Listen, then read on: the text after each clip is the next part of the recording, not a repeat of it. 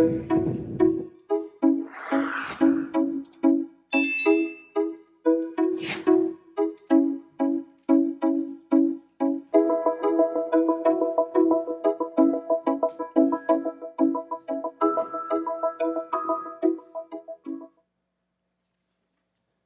evening. On behalf of the Lake Monticello Owners Association Board of Directors, staff, and committee members, we thank you all for participating in this town hall. I am going to kick it off, go through a few slides.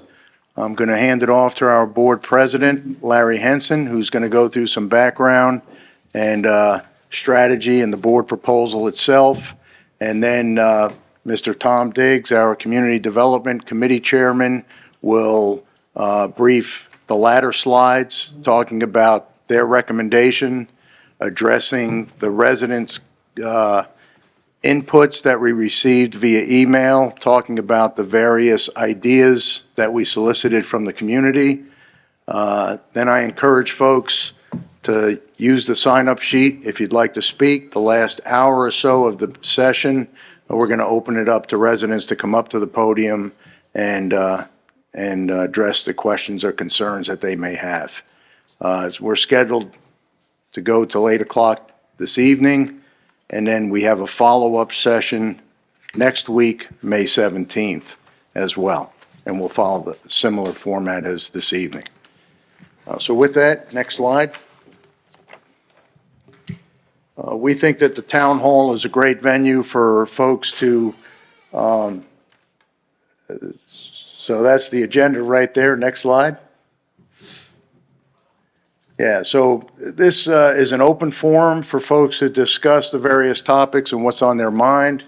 We want to provide this opportunity to understand the various viewpoints through respectful discussion and fair communication flow. And we're going to open the floor, as I said, the last hour or so to field questions and address your concerns. Next slide. On April 6th, the Board of Directors had an open session, and they formulated a board proposal addressing the sale of the campground. The campground is just over 44 acres total. There was a board action that was approved to donate 2 acres to the Lake Monticello Fire Department, which is takes away the 2 acres. So it's roughly 42 acres that is being proposed for the residents to vote on in May. Voting will begin May 22nd, and it will go through June 16th. Next slide. And with that, I'll hand it over. Larry Henson, our board president, is going to go through some background, et cetera. Good evening, everyone. Nice crowd. Thank you for being here. We kind of figured that this topic would spark some interest. So by no means should this meeting tonight with discussion be contentious at all. There have been no decisions made. Nobody's met with any developers. Nobody has done anything other than put it on the ballot to stir some interest. And we did stir the interest. The way we got here tonight is earlier this year, we asked the residents of LMOA, you guys, we set up an email address to send us ideas on generating revenue. And we got a lot of ideas, but one of the more popular ideas was the campground, doing something with the campground, and that included selling it. So we decided, okay, let's get some more interest, and we put it on the ballot. And so here we are tonight to talk about it, to hear your ideas, to hear what you have to say. We turned it over to the CDC committee, which is a community development committee, a great, talented group of folks, analyzed all the information that you guys sent in, and they have a recommendation. So that's how we got here today. So let's just go through some of the background. In 1968, Lake Monticello Corporation, now the LMOA, purchased property from Emma Purcell and Charles Alexander. In 1976, LMOA transferred ownership of 46 acres to Fluvanna County. LMOA returning the right to use the property 10 years, and we gave the land so they would build a school. The school never was realized. In 1986, Fluvanna County transferred almost 12 acres, 11 and a half acres, back to LMOA. Fluvanna County retained the rest of the land, which is about 34 acres. Fluvanna kept that. Again, with the plan to build a school. That didn't happen. So in 1992, Fluvanna County updated zoning ordinance to include R4, and LMOA requested to rezone all the lots from R1 to R4, and Marina Point's lots from R2 to R4. LMOA transferred 37 acres to Fluvanna County in exchange for the remaining property that was convened on July 1st, 1976. The combined properties were consolidated and became Tax Map 8, Parcel 22A. Current day, when LMOA and Fluvanna County arranged the original land swap, the 33-acre parcel was never rezoned from A1 to R4, despite that being the intention. As a result, the campground property we own today is a combination of A1, which is 33 acres, and what was the original campground, the 11 acres, is R4. So we have both. Next slide, please. The campground is part of the strategic plan from 2020 to 25. In 2019, the Board of Directors adopted a strategic plan to focus its efforts and guide decisions about the community's future from 2020 through 2025.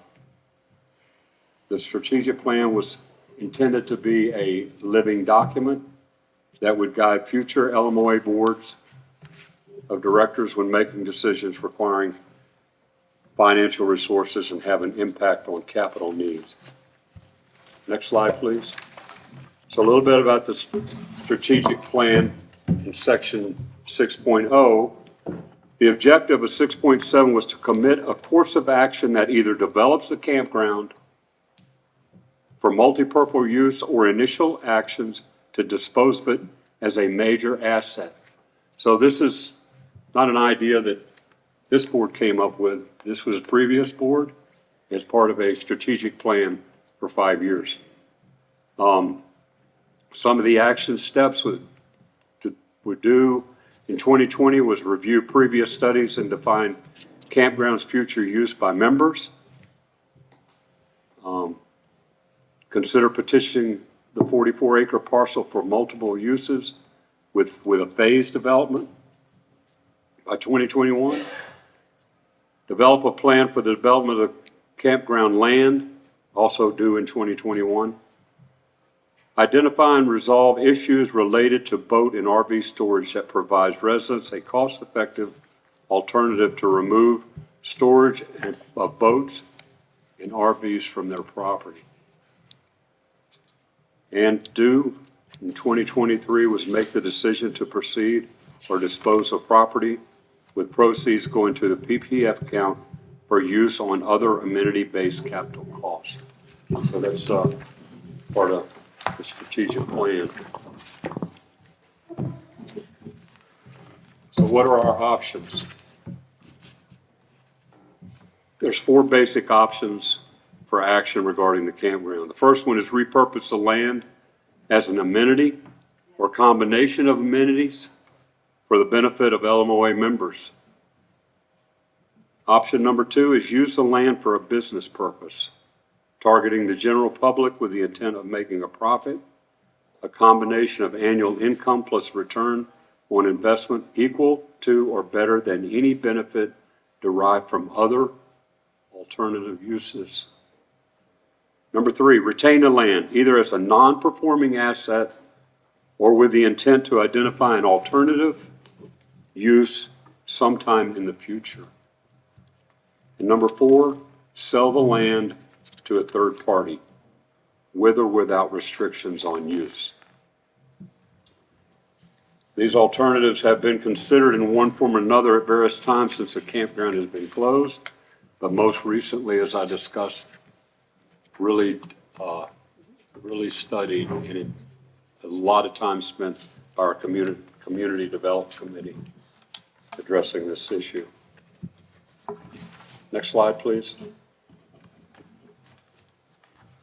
So the board proposal is on the website. It's also on the document.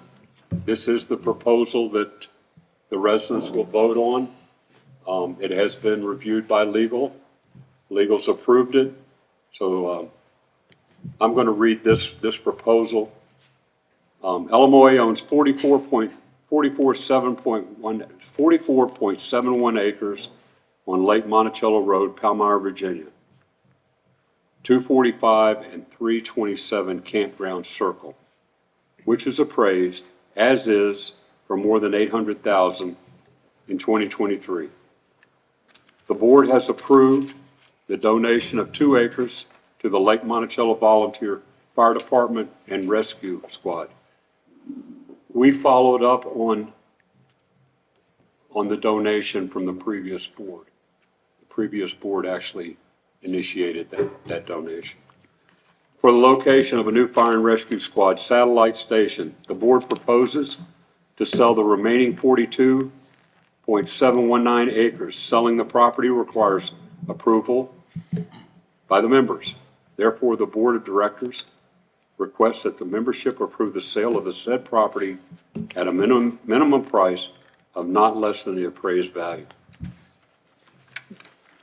Next slide. And you can read this online. It might be in the packet. This is the board statement of support for proposal number 2.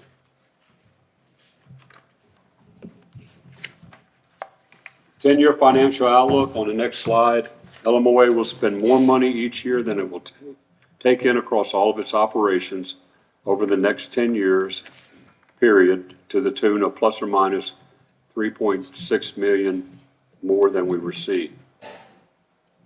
To be considered a healthy HOA, reserves must be at least 70% funded within 10 years. Available cash will shrink by 75%, and reserves, ERA, PTF, bringing the LMOA below the 70% minimum.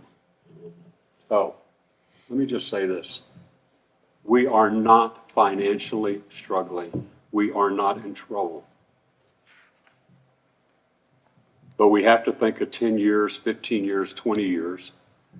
The next meeting, you're going to hear an in-depth from our finance people committee. But we need to start thinking about doing something. So the campground was a plan to do something, but folks, we're not in trouble. We're fine right now. And but we want to stay fine after 10 years. So. Next, I'm going to turn it over to Mr. Tom Diggs. Tom is the chairperson for the community development team.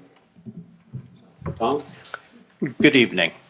It's my pleasure to represent our fine committee. Our members are identified in the printed statement of questions and answers that I believe is available here.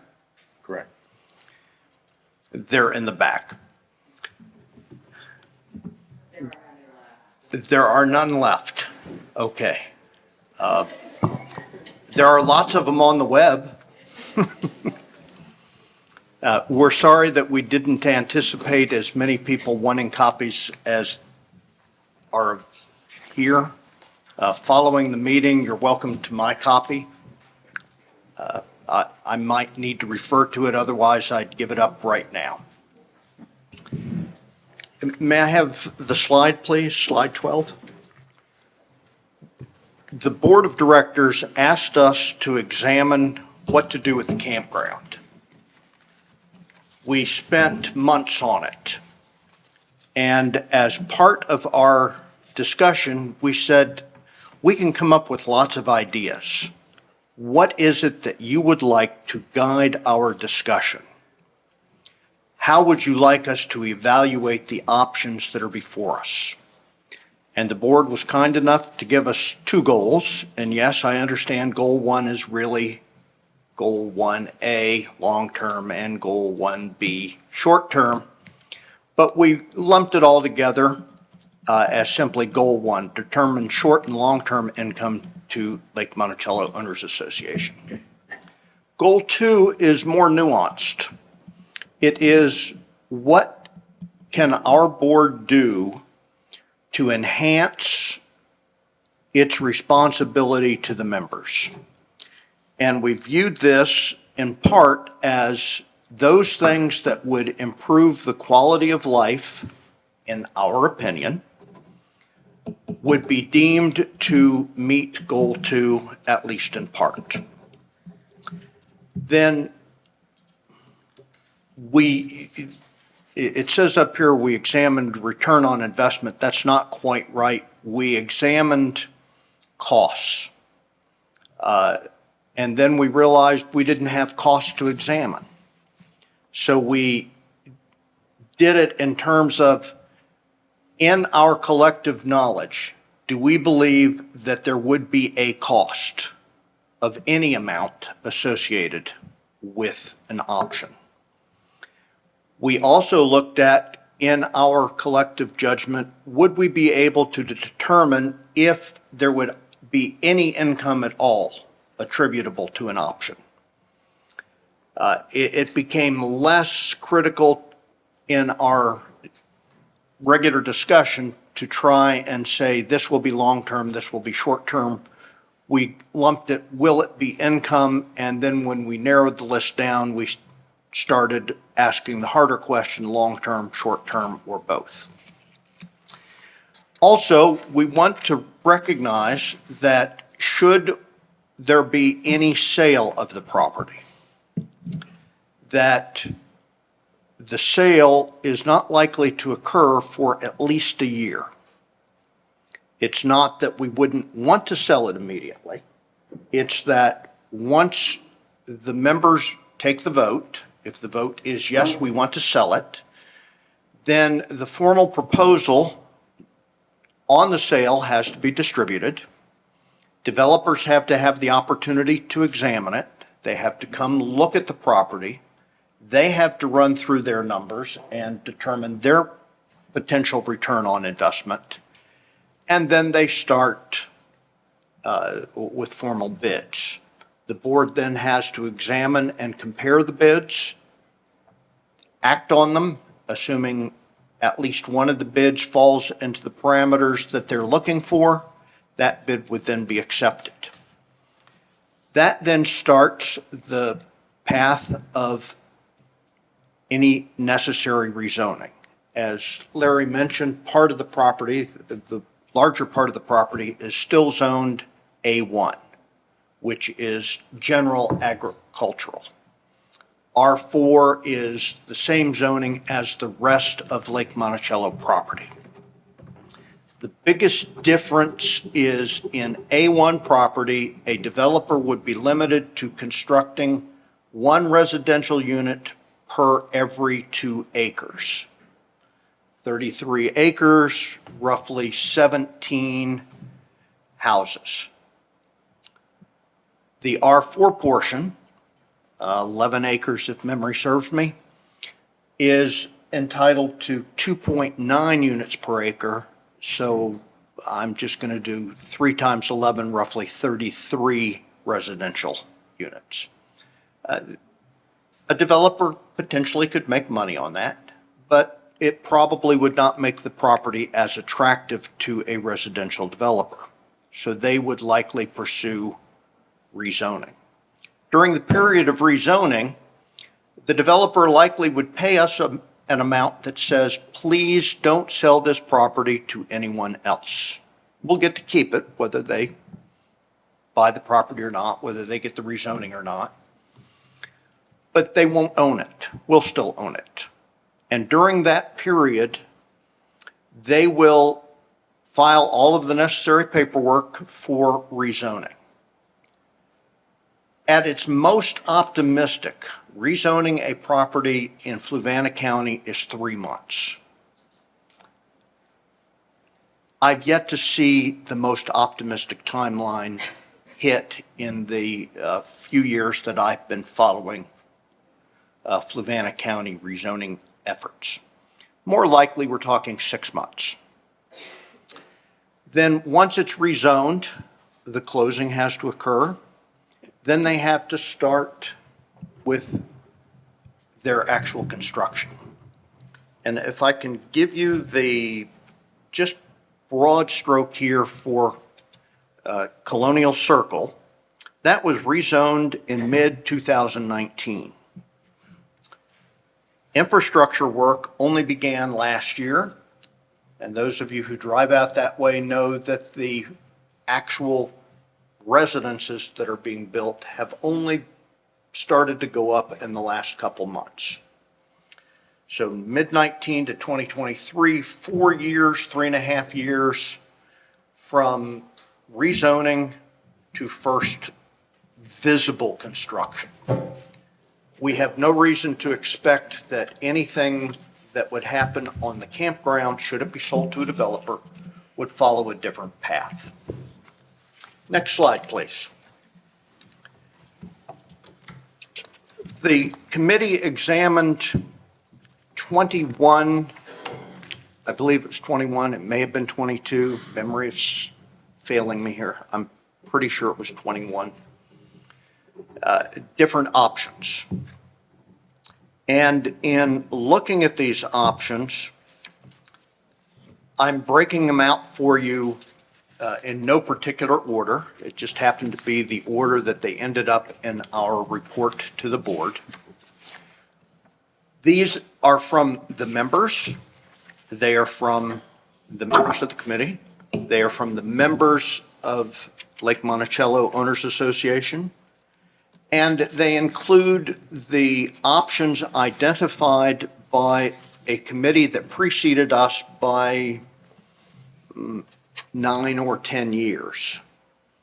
They made a report to a prior board of directors. That board of directors chose not to act on it. So there's the history. The first one, again, in no particular order, boat and RV storage. We already have boat and RV storage. We have it at the marina and we have it at the campground. There are 15 or so vehicles currently at the campground. There are a whole lot of them at the marina. Income-wise, we would have revenue, but it's not going to be new revenue. It's going to, if we move the storage currently at the marina to the campground to join those lonely 15, then we would still be collecting money. It's just it would be going to the campground rather than to the marina, still coming to the association. No change. What that does is opens the land around the marina for things such as parking for people with boats at the marina, parking for people who would like to visit the marina, space where people could come and fish, where people could come and watch sunrise or sunset, or just generally enjoy a spot on the water without having to go to a beach. So that's the fiduciary value. No new income, fiduciary value in benefit to members who would choose to go there, including those who need to park near their boats. Second, camping. There is really no revenue potential. It's anything that would come in would be minor. There's limited appeal for this use. The campground originally was a campground, hence it got its name. As I understand the history, it was for those folks who bought lots here at the lake, but had yet to build and wanted to come visit their land and their lake. So they would stay at the campground. When enough people had homes, it stopped being useful. We still call it the campground, even though no one has camped there in a very long time. So there's limited appeal as based on the history of our residents' use. No real fiduciary value, and should we have to convert it, or not have to, but should we choose to convert it to camping, we have an unknown cost. Next, community center.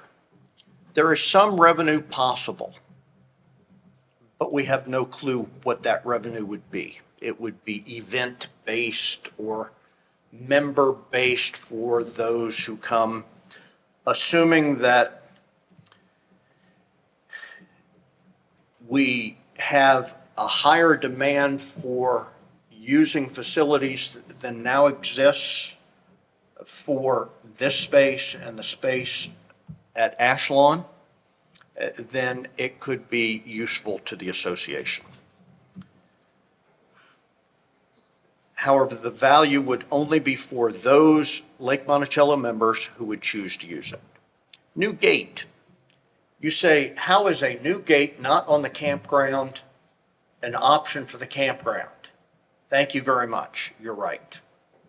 It is something we talked about because it could be related to developing the campground. There is a space roughly across from the entrance to the campground between two homes on Jefferson Drive where a future gate was planned. This would be an opportunity for us to do that. And the committee said, why would we ask Lake Monticello Owners Association to spend the money necessary for a new gate when if we sell it to a developer, we could say, developer, you really need to do this as part of your obligation in purchasing. So ancillary, not direct, but we spent time discussing it. Pump station. We thought Colonial Circle is going to be needing water pressure. We thought it would be great to sell some land to Aqua Virginia so that they could do it, or lease some land. Well, it turns out now that we've submitted our report that Aqua is not interested in doing this, that they are quite comfortable with the water pressure they're going to be providing to Colonial Circle without the need for a new pump station. Next slide, please. Community garden. For those who, for whatever reason, choose not to garden on their own lot, this would provide an opportunity for them to have a garden plot. It might be they don't have the right amount of sun. It might be they don't want to do it and attract more deer to their property. It might be they just want the experience of gardening with others. This would be a limited income. Our ground rent would have to be minimal to make it worthwhile to members to use the space. The fiduciary value would only be with regard to those Lake Monticello Owners Association residents who are actually going to use it, and there is an unknown cost. Walking trail. Right now, Lake Monticello has, I believe it's 2 marked walking trails. At least 2 is all I have done. We've boated over to the areas, we've climbed out, and we've walked the streets following the little footprints. We enjoy it. Whether something like this, minus being able to boat to it, would be of value, we don't know. The committee didn't know. They thought, yes, it would be nice for anyone who would want to go do it. But it's limited fiduciary value because there are probably limited people who do it. In the times that my wife and I have enjoyed the 2 walking trails, we have been the only 2 on the walking trails. It's not to say it's not in use, just The times we choose to use it, we're walking by ourselves. Primitive camping, fitness trail. This is akin to the walking trail, except more intense. You walk, you run, you stop at stations, you do exercises. I'm guessing that the number of members using this would be minimal. Those who want to run, we've got the track out at Bunker. We've got roads. Folks run by our house regularly. But perhaps the essence of a fitness trail. But this would involve more cost than the walking trail. But again, we don't have any idea what those costs would be. It would have some fiduciary value, but again, unknown. Primitive camping. I'm not really sure why we separated camping from primitive camping, but chalk it up to committee work, we did. And we didn't find anything different for primitive camping than we did for regular camping, except there was probably less demand for it than there was for regular camping. Farmers market. Fluvanna County has a farmers market. I've been there exactly 3 times. And the last time was not last Sunday, but the Sunday before, and I may not have the number right, but I want to say there were 6, maybe 7 vendors there, none of whom were selling plants, which is why we were there. We were looking for tomato plants. Farmers market, no farm stuff, at least not the kind we wanted. I've shared the story and been told it's the live music that brings people out. So I don't want to undercut the value of it. It's just, it wasn't what brought us there. That or food trucks. Should we do a farmer's market, we would be competing with that one. And I don't know how well received that would be by those folks. In addition, some of you may not be aware, but along Route 250, roughly a mile and a half from the intersection with 15 going towards the women's prison, on the north side, there is a property that has been rezoned to allow for, unrelated to this, used farm equipment sales and repair. Those of you who have such an interest, yes, it's coming. But one of the other things the developer is, or the owner, is looking to do is talk with Amish friends of his to bring an Amish farm market to that location. So between the one beside Ace and the one to come up on Route 250, we didn't see much value in adding the potential for yet another. Next slide, please. Picnic pavilion. Should you want to have a picnic, we have picnic tables at beaches. Should the picnic tables all be taken, you can bring a blanket and have a picnic on the beach. Should that not be appropriate, this could be an opportunity, but as I've just put the pecking order for picnic sites, you can guess where we came in on believing that it would add value. Rather than go watch water, watch the boats, watch the people swim, enjoy that makes Lake Monticello, let's get in our car, drive across the area, get out and find ourselves in a wooded area with nothing around except woods. Now, that will appeal to some people, rightfully so. And deer, yes. But we didn't think it was sufficient to rise to the level of choosing the option. Harvest trees. Yes, we could get income, but based on the type of trees there, we in our collective wisdom said, we don't think there's a whole lot of value to this. However, if everything else fails, the board can still see if somebody wants to come in and harvest the timber. And then we just let it grow, and in 15 or 20 years, we harvest it again. Horse boarding. When we were looking at this, we looked at the demand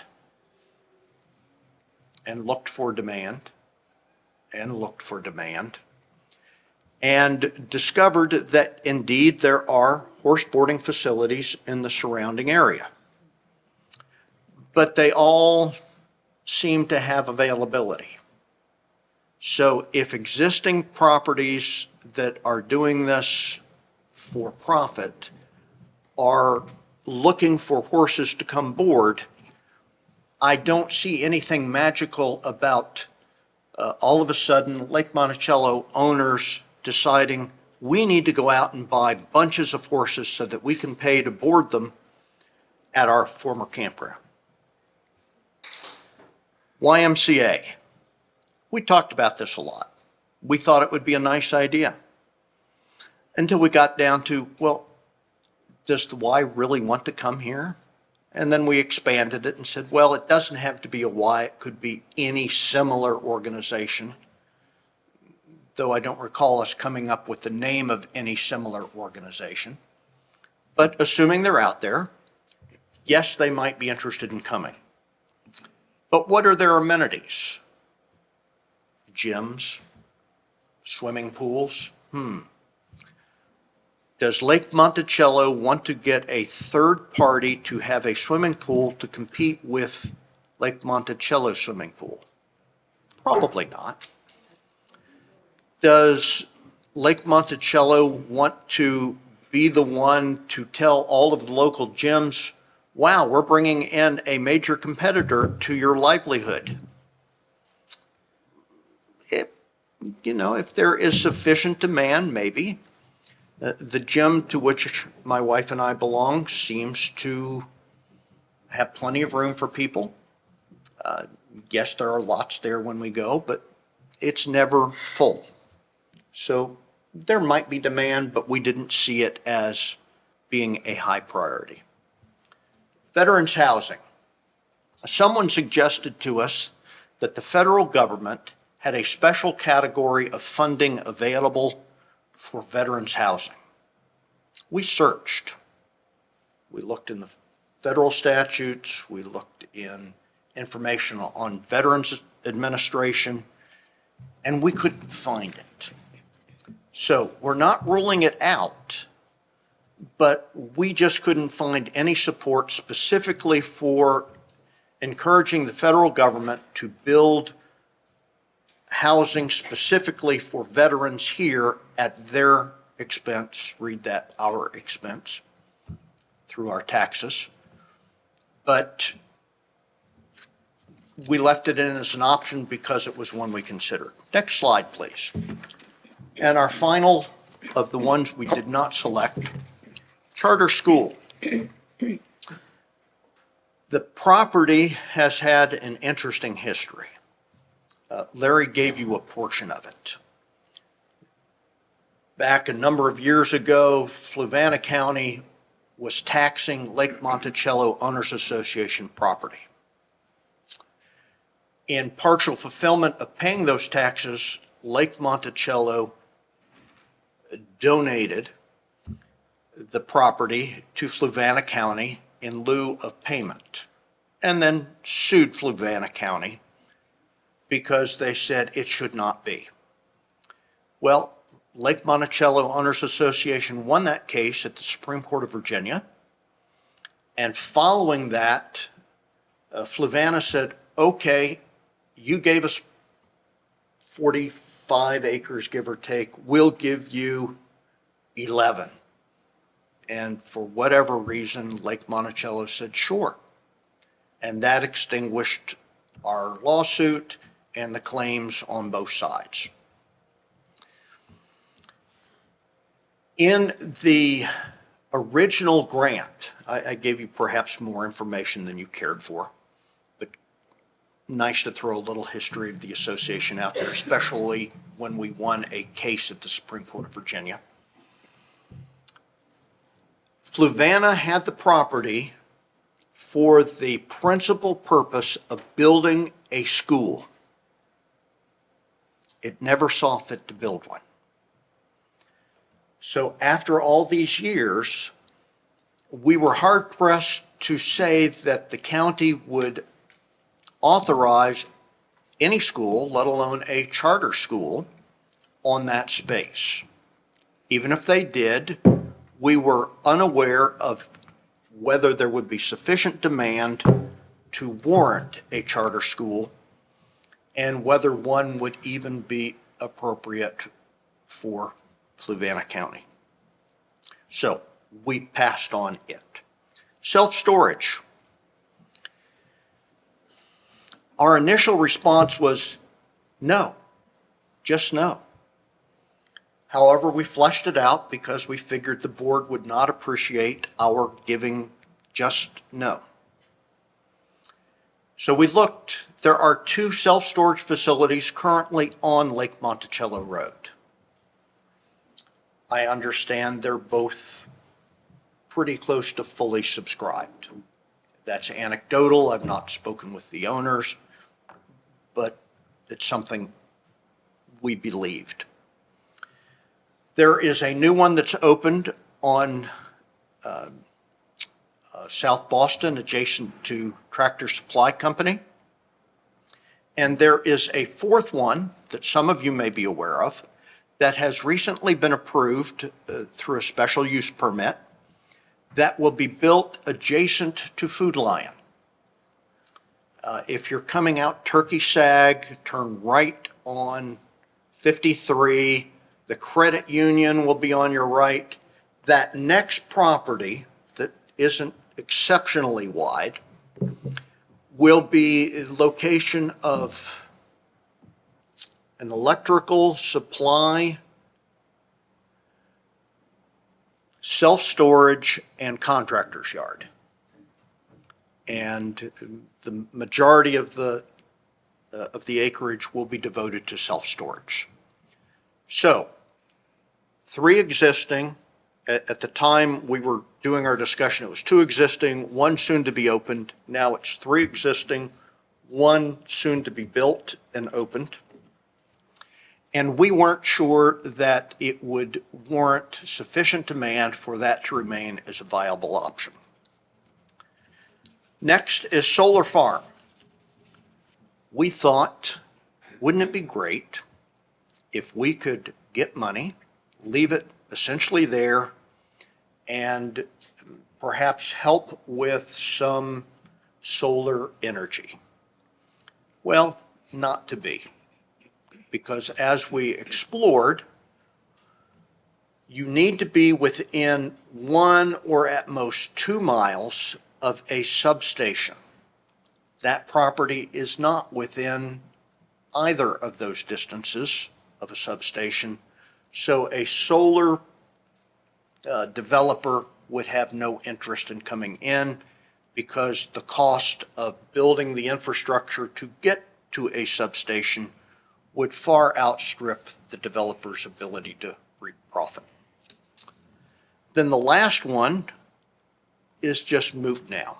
During the time we were having our discussion, the 2 acres that the board had approved to donate to Lake Monticello Fire and Rescue was approved by prior board but had not happened, so we kept it in our discussion. The actual transfer occurred after we submitted our report, so we didn't go back and excise it. Next slide, please. I've told you the things we did not recommend. These are the 2 things we did recommend. Sell. Either sell to a developer for residential houses, residential units, or sell to a developer for senior transitional housing, which is also residential units, but a different type of housing. These were the only two options.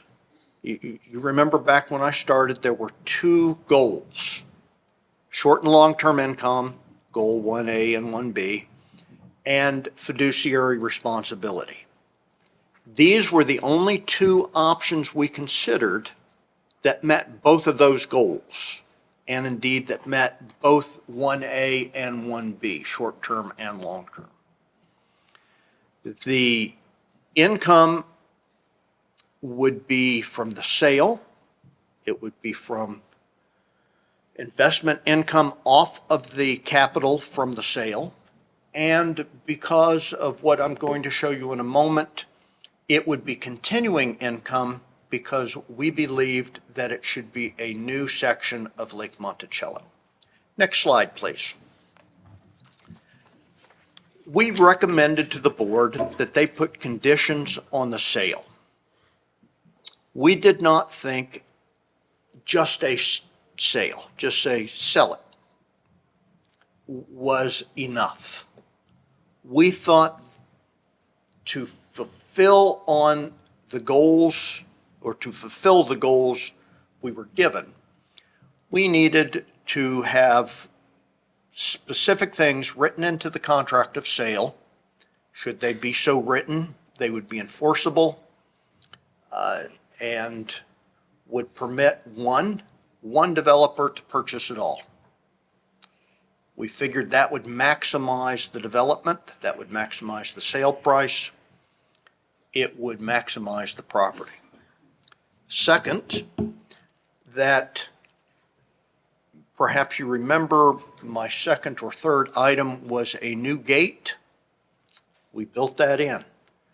Developer, if you want to buy the property, you will put in a gate at your expense. We also said we would like to keep Fluvanna rural. We are a rural community. Lake Monticello itself is the most non-rural part, but we would like to keep trees, feed those deers. Deer, not deers. Feed those deer, feed those squirrels, feed those birds, shelter those birds.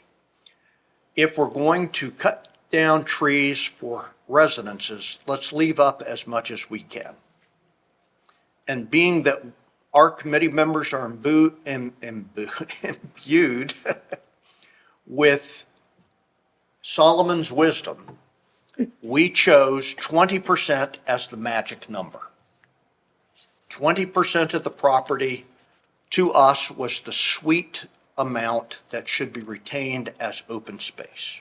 Not necessarily wooded, but certainly any wooded area would qualify. Then we said that Lake Monticello should authorize a new statement of subdivision. That's a formal process of saying we can give it a name and call it Lake Monticello. That would then mean every lot in there becomes an annual dues-paying member to Lake Monticello. At the upper end, we figured a developer who had it all converted to R4 would be able to build roughly 120 houses. More or less, depending upon a number of factors, but not by much. So 120 times annual dues each year. That's what, $130,000 a year at current assessment. Not a bad chunk of change in addition to the revenue that we would get from the income from the sale. We also suggested some points on this, such as once the plat is filed with the county, that's when the developer has to start paying.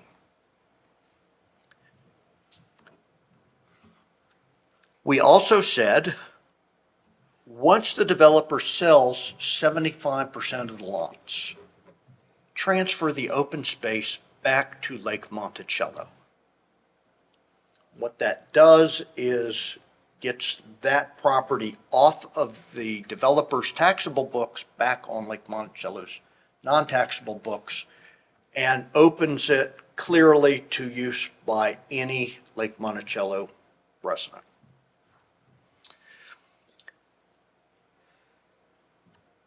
Those are a summary of our conditions. As I understand it, our full report is available on the website. Yes. Okay. In broad strokes, that's our report. And remember, we were imbued with the wisdom of Solomon.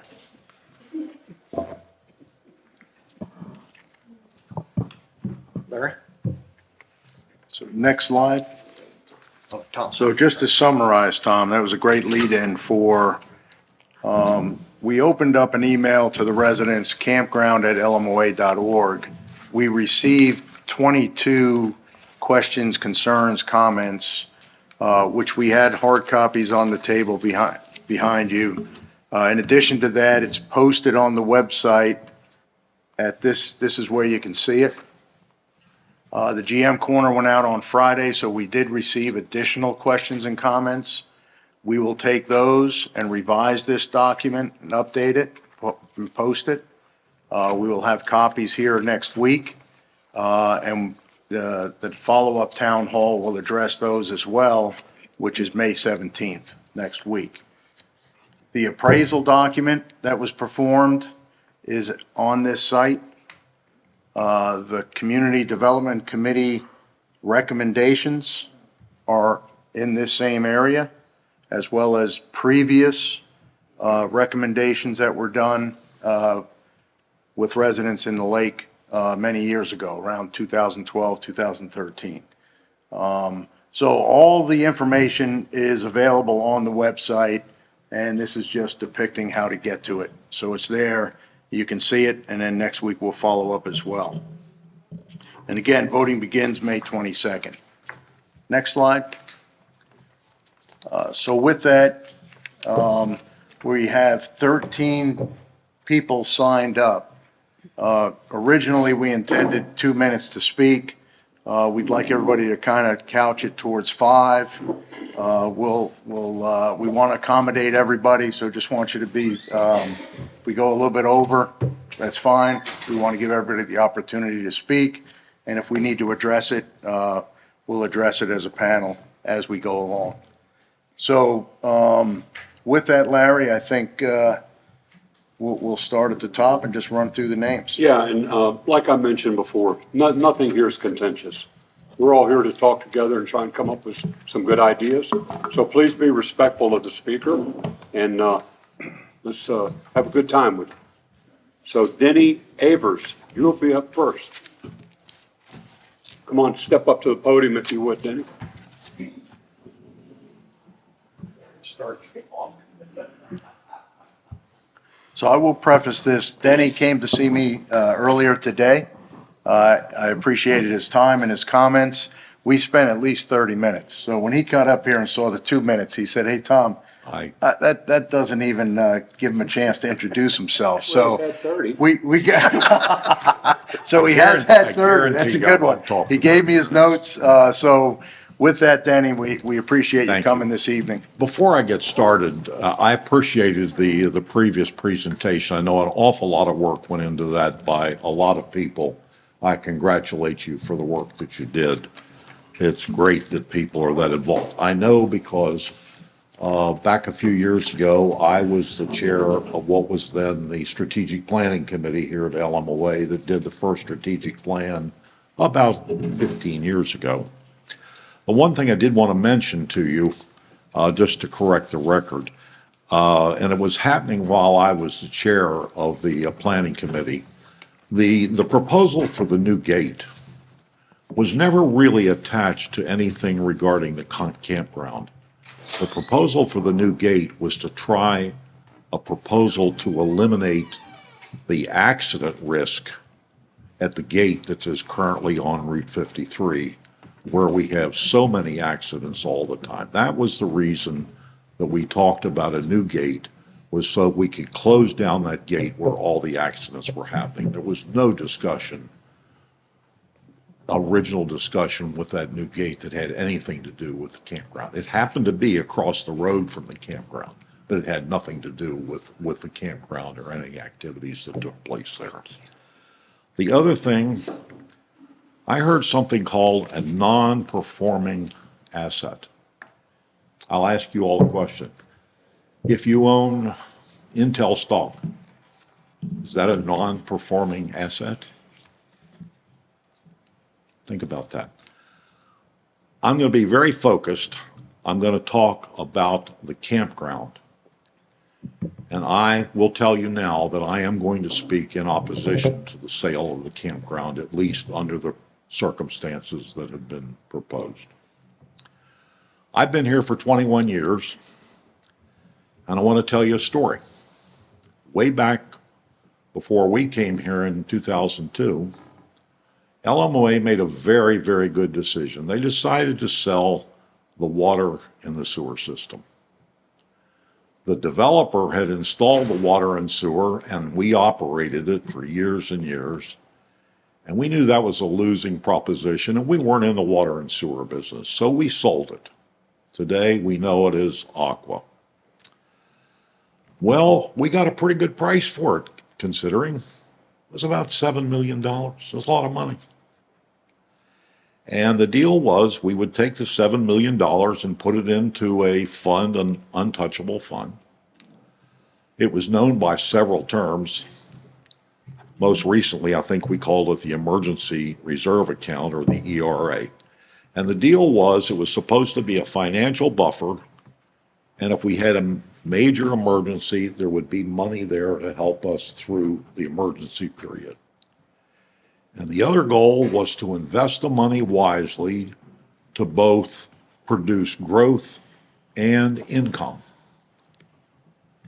Did a pretty good darn good job. So for a number of years, the principal actually grew. The income from interest and dividends spun off about $400,000 a year. A lot of money, a lot of money.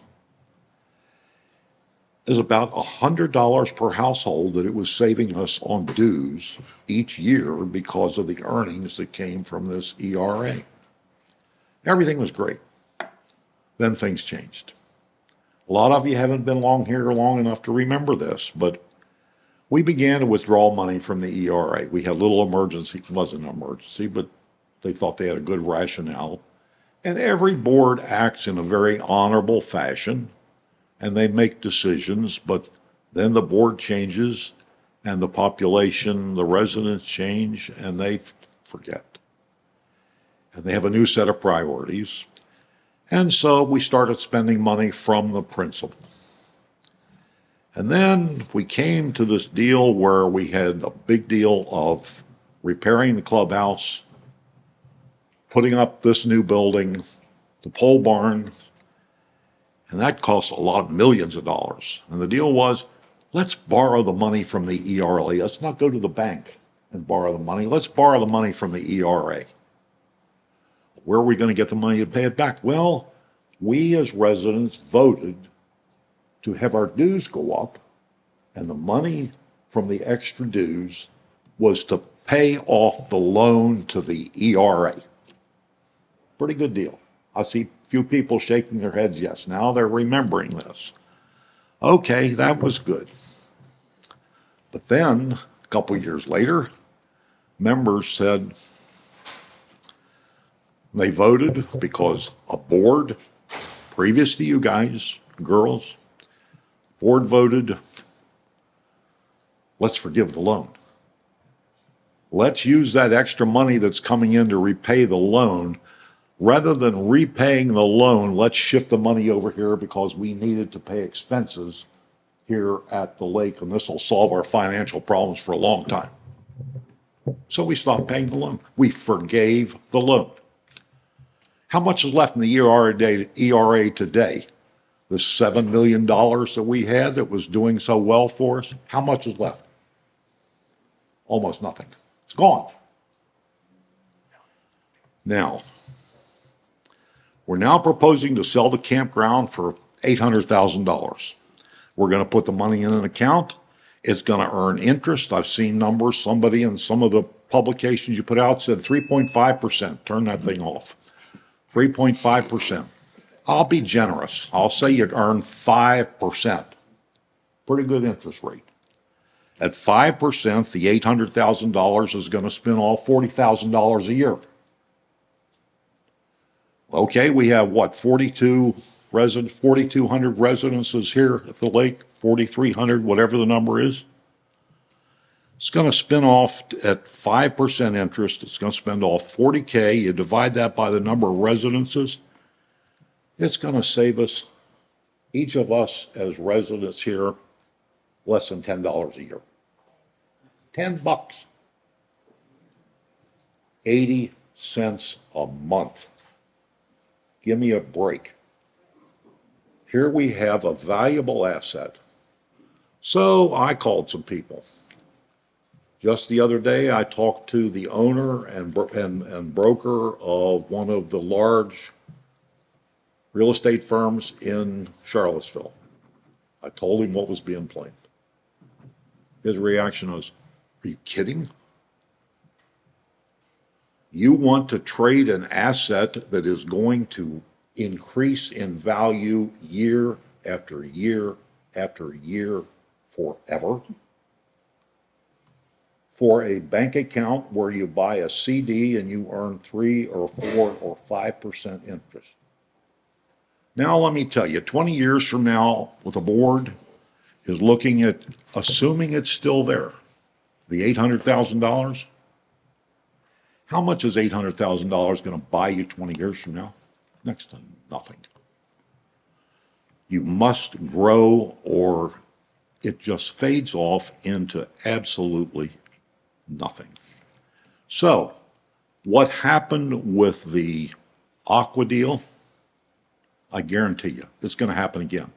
In a few years, another board will decide they need the $800K or some portion of it for something going on here at the lake, and they will pull it out, and the earnings will go down. And then maybe they'll pull it all out at once, but I guarantee you in just a few years, the $800K will be gone. So we'll have no campground, the $800K will be gone, and we end up with nothing. I really encourage you. I mean, why are we doing this? I've heard and I've read it several times. I've heard it again tonight. The reason we're doing this is we need to do something with the campground. That's what people keep saying. We need to do something with the campground. I've heard it called a non-performing asset. It's performing every day. It's going up in value. Just like your Intel stock or your gold coins that you have in your safety deposit box, is that a non-performing asset? I don't think so. It is performing very well. And if you think about it, the campground is performing very well every day as an asset which is increasing in value. Every day, every month, every year, it will continue forever to increase in value. Someday we may need to sell or want to sell. But to do it today when we do not have a financial emergency is just the wrong notion to pursue at this point in time. Okay, Denny, thank you. Excuse me? We've got 12 more people we need to hear from. Couple more paragraphs. Sir, please. 8K. If we say 800, my calculation is it will yield 100 lots. You said 120. My calculation is 100 lots. That means that we're in essence getting $8,000 a lot. Did you all want to speak? I'm next. I'm yielding my time at this time. Okay.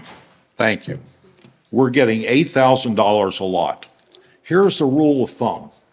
Whoever buys this property will invest another $8,000 on average per lot to do the grading, to move the dirt, to put in the roads, all of those kind of things, double. I got that from people in the real estate business who have done it many times and they know. It's not an absolute number, but in general, it's above or a little, an average is double what you paid for. So 8K, they pay 8K for the lot. They invest 8K to do all the work that needs to be to turn it into a real development with roads and utilities and so forth and so on. And then they sell it for 32. So they make 16K profit on what we got is $8,000 for our lot. Some contractor got 8K for doing the work, and the guy that bought the lot from you makes $16,000 when he sells it for 32. Interesting fact to you. I looked, what are lots selling at Lake Monticello today? The lowest priced 1/3 of an acre lot, which is typical, about 1,600 square feet, 16,000 square feet, is for sale for $32,900. Is that familiar to you? 8,888 is 32. So the estimate that you got may be good. Please, if we need additional income, raise the dues. Thank you, sir. Thank you. Next, we have Mr. Bob Colley. Like I said, I yield my time to this gentleman. I just have a couple of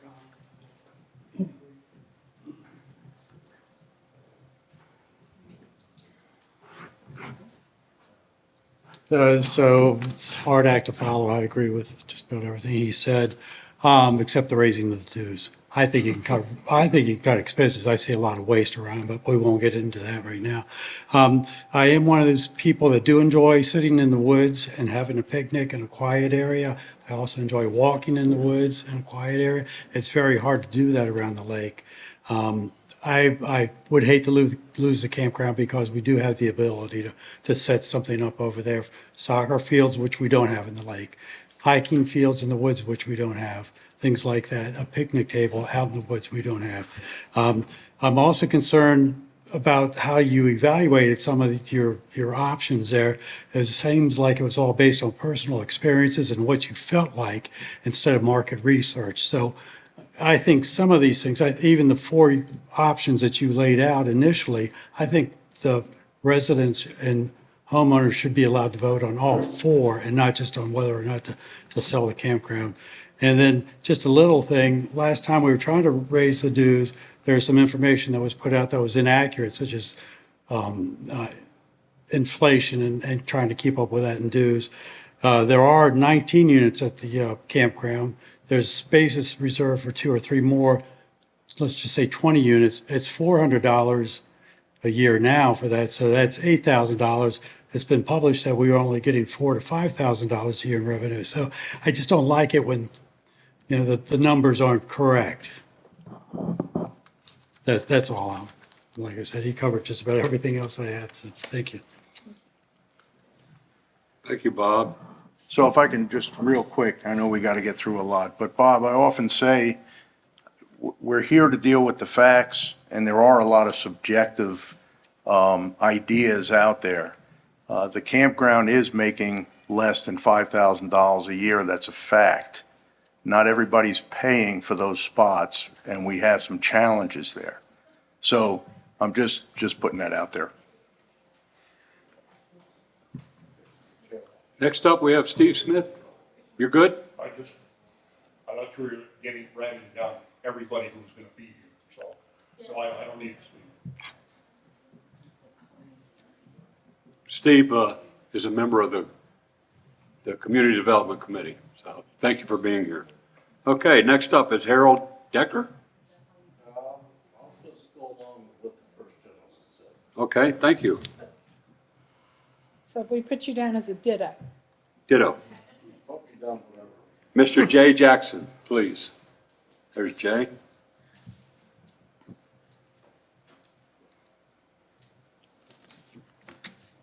Good evening. I emailed a set of questions to the special email address but I only sent it last night, so probably you didn't get a chance to read it. But you have at least addressed almost all of my questions. So, and for that, I thank you. First, I'd like to say I'm opposed to the sale of the campground according to the proposal that's before us, the board's proposal. And I agree, my reasons are very similar to the first person who spoke here tonight.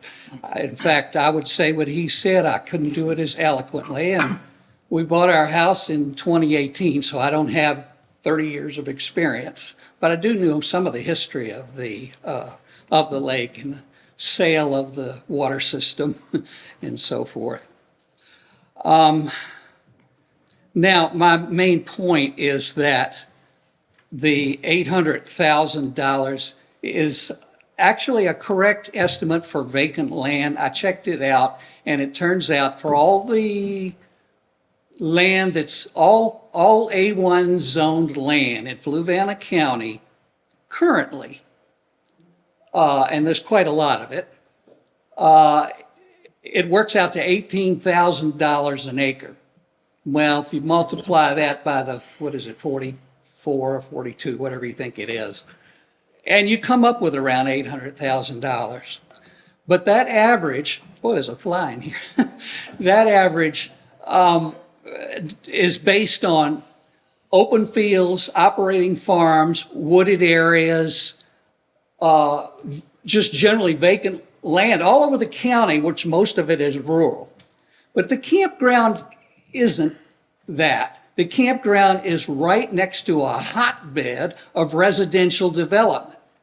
An adjacent parcel, my wife tells me, and she knows everything pretty much, I think they all do. sold for over $2 million.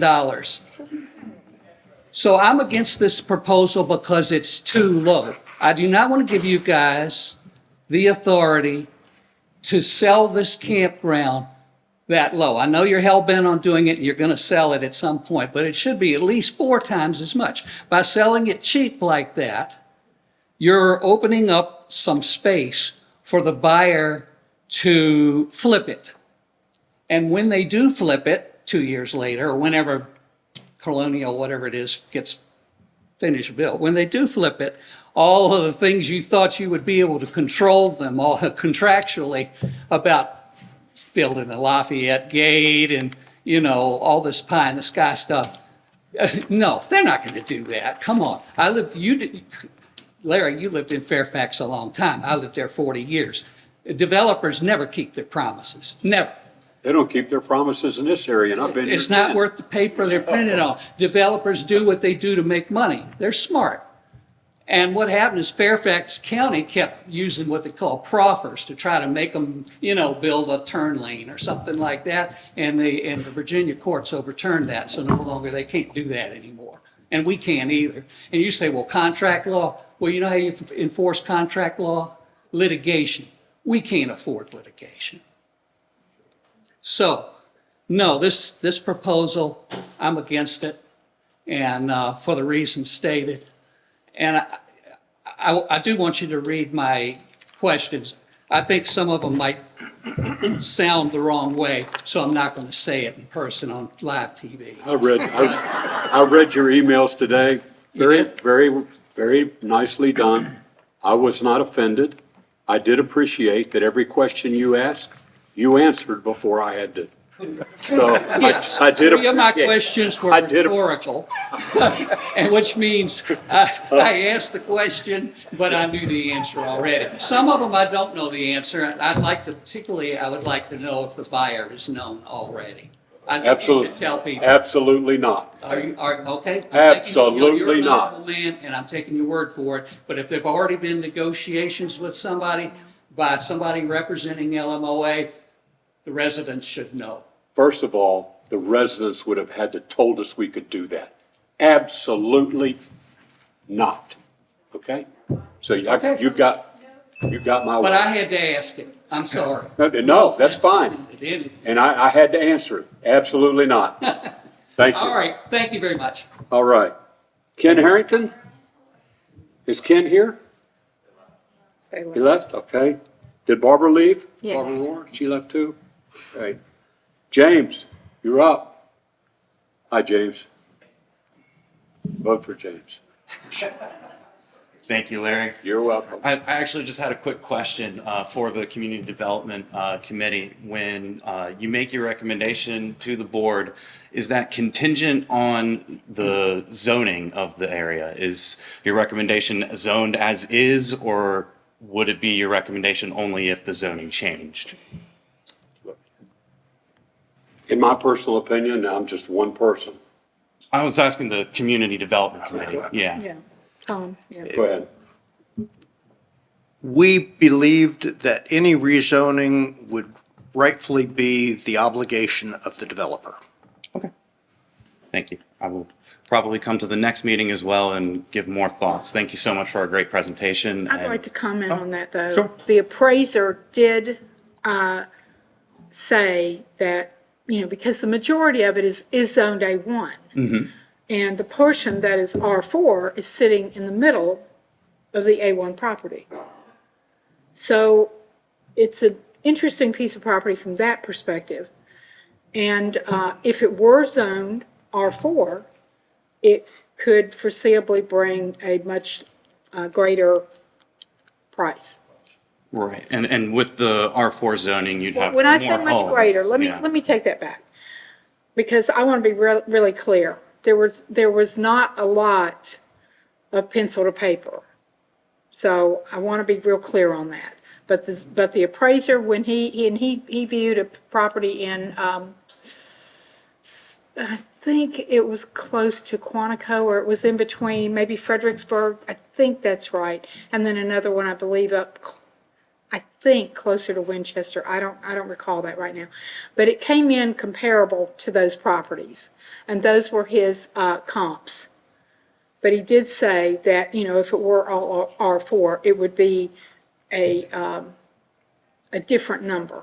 Right, But I've said much more, and I just want to bring those words right back, because I don't know the number. We don't know the number. okay. Thank you very much Thanks for that so much. context. I appreciate your work. Thank you, James. I have Joe and Debbie Mannix. We were actually thinking it was a roster of attendees, so we signed it. Chris and Denise Mayer. Same thing, we thought we were signing in for attendance.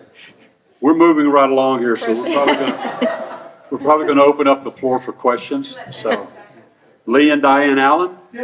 Thank you for being here. Ditto. Joanne Gerkens, are you here? Would you like to speak? Well, hello. Roland and Regina Shuffleberg. Well, thank you for being here. So we've rolled through the list. And we said that we would go until 8. We don't have to go until 8. But if we would like to open the floor for questions, we'll try and answer them the best we possibly can. So this gentleman Yeah. raised his hand first. If you would come to the podium, Yeah, come please. to the podium, please.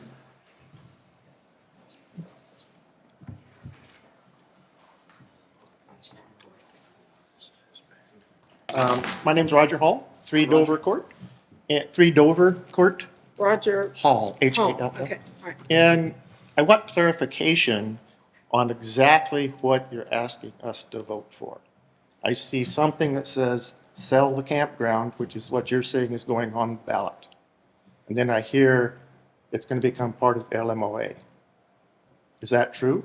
Are we selling the campground with the caveat that it becomes part of LMOA, or are we selling the campground with no condition? The CDC committee recommendation was to put caveats, But that's not what's on the ballot. caveats, comma. And that was looked at the board level. And then what the board decided to do because we had also been advised that if we put a lot of restrictions on it, we may not get the kind of price we were looking for. Now, I want to say I'm grateful for everybody here. Thank you. Because this is exactly what we needed, was to find out how people viewed this. So the board, though, decided to put the actual ballot, what's on the ballot is allowed to sell. Sell or no sell. It's a yes or no, up or down. But some of my conversations with people is they're not quite as concerned about the financials as much as expanding access to our amenities. So if we open it up to more people that are LMOA, there's more people coming in, more people using the pool, the beaches and so forth. And I think it's very, very important to know, if I vote yes, what does that mean as far as expansion of LMOA and our quality of life and those kind of issues? I think it's vital. You know, the board's always said communications is key. I think it's absolutely essential that we know what we're voting for when we get done. You ask a great question, and I would just say, and I want to refer back to, and I think everybody sitting here and a lot of those folks out there, if you voted to sell, that wouldn't be the end of your voice. We would be foolish as a board or as a committee not to come back to you guys, the residents, okay, you voted, now, how do you want to do it? We can't make that decision. We want the residents involved in that. Then I suggest We can't change the language now, the way it's written, we can't do it. We've discussed it, we can't do it. The bottom line is we did, the way it's written, there didn't have to be a town hall, we just could, but, we said, no. Let's hear from the folks. What do they think? Let's get the CDC involved, let them pick it apart, it's the best guess, put it out there and see where we go. So what I'm hearing is it's a pig in a poke. If we vote to sell, we don't know what the conditions are going to be. You may, you say you would be, you would have to come back, but you don't have to. There's no requirement to, correct? That's true. That's true. And, okay, tough vote for me to say yes at this point. I understand. The gentleman in the pink shirt had his hand up first. You can, Just a few comments. and your name is Joe Mannix. Joe? Yep. Used to be a private investigator. Mannix, What is it? Mannix. Y'all are old enough to watch me TV and, So, yeah, I would like to echo that gentleman's comments. We've seen future boards change what previous boards have recommended and done. Detrimental, I believe, I'm sorry. So that's a concern too. So, yes, this board may say sell, and yeah, we're gonna vote for caveats later, but you're not required to. That's what I just heard. And so the next board may just blow through that. Another comment was concerning the why. And a pool that's open from May to end of August isn't the same as an indoor pool. So there was a need for that. People I know that swim at the pool for exercise have to go to Charlottesville. So, and I don't know how you investigate that, whether you call YMCA.com or whomever, but So I don't feel that was apples to apples. So, and I am a user of the campground. If people aren't paying, why not? You've got registrations on vehicles. That's what we had to do. There is no billing. We go, oh yeah, it's time for us to pay, and we do it voluntarily. The storage of it would be very beneficial. The marina looks like a used car lot, in my opinion. the storage could be improved where it is done like a commercial lot is, so that you're only allowed a certain amount of space, which would increase revenue. People also do not know it's available. When we, as RVers, talk to people, the campground you can rent, no one knows it. So I don't think it's being utilized properly. I would still like, I may not be opposed to a complete sale, but I think the storage should be enhanced and used more as a commercial storage facility would be used. Many, many HOAs throughout the Commonwealth have this amenity for their members. Thank you. Thanks, Roger. You.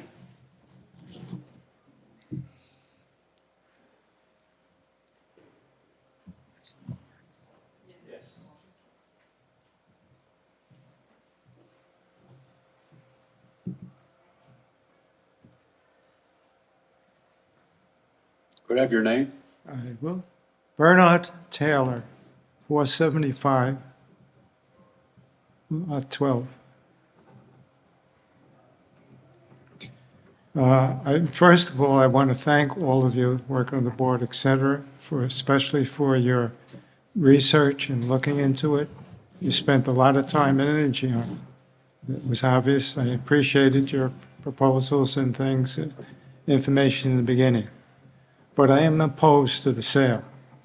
And as far as almost everything that was said in opposition, I agree with, for many other reasons also. But I didn't hear one thing mentioned or anything like that was the increase. It's maybe 100 houses more possibly. But we are in serious trouble with traffic. The circle around us here now, that was great. But with all this new development, it's going to be a horror. It's going to back up into the one where right now is an accident problem. Also, as far as in the end, all these developments going through require more spending by the county. And where does the money come from? It's us. We're a good part of the county. So our taxes are going to go up. Also with the things happening, how about our uncontrollable areas, power, water, et cetera, which is going downhill. And the providers, we don't have a problem. And we see more. Myself, I've been here for 23 years, and I've noticed recently, in the last few years, that our water pressure has gone down. We're not that far from where the tanks are and everything else. We're downhill. Why should our water pressure go down? Why isn't it being addressed? Electric. I'm having problems with flickering lights now, which I didn't before. Again, there's problems with the electric in the lake area. And is it going to get better or worse with more development? Just that few extra 100 homes that may happen or not, it's not going to make that much difference. But when is it going to stop? Also, one other comment was the communication to the general lake people. They have no idea about this meeting. There's a good amount of people that don't, because they don't deal with internet, whether it be age or anything else. So as far as the information going out, the gentleman just spoke about, there's going to be yes or no type of thing without any information to vote on. But even so, I think the board and other people have done so much more to try and increase the communication, but yet it's not happening. You know, and the votes that were taken, especially with all the work you put in, it'd be good if at least there was information out to the general populace that getting to them. I've been to other meetings like this for other issues, and until somebody gets out there excited about it and starts talking with the neighbor, and neighbors, did you know about it? But again, for this quick, all of a sudden it shows up and we're voting on it very quickly. And generally, people don't have the information. Again, presentations tonight, whether it was from here or from yourselves, well, I think was very good. It helps to make a real good decision, and I thank you. Thank you, Bernard.